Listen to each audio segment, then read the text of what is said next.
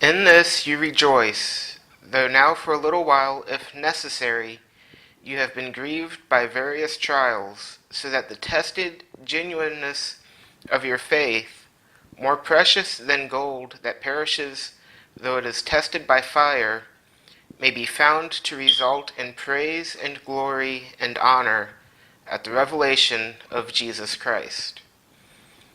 One of the biggest misconceptions we face as Christians is that once we come to Christ, life will be easy. That if we just have enough faith, we will never have any problems.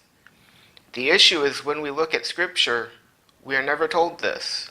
In fact, we are told quite the opposite many times. Jesus himself told us many times to expect persecution for being a Christian.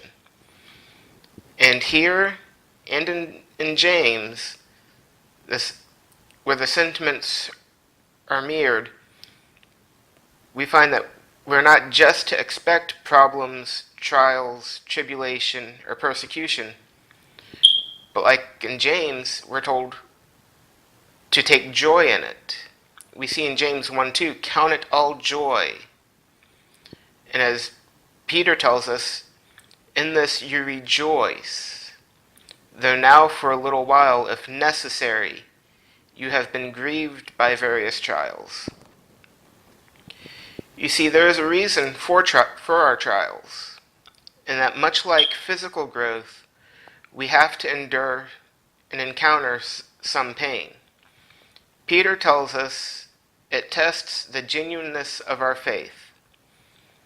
Peter uses the imagery of refining gold, and this is a process where basically the gold ore is just melted down, or possibly, like in Peter's time, it was a combination of acidic substances and heat were used to melt away the impurities from the gold. No matter which area you're refining gold in, it is a process that put the ore through some very harsh treatment in order to get as much of the impurities out of the gold as possible. The problem is that no one likes to go through trials. I know some of the classes in college I hated the most were the ones that challenged me the most. It was because they were not easy.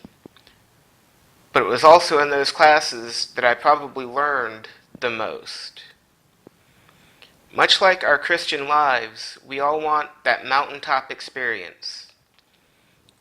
And we never want it to end. We enjoy that feeling when we are close to God and everything seems to be going right. The problem is, with our spiritual life in that state, much like on the top of a mountain, nothing grows. It is in the valleys where the growth happens.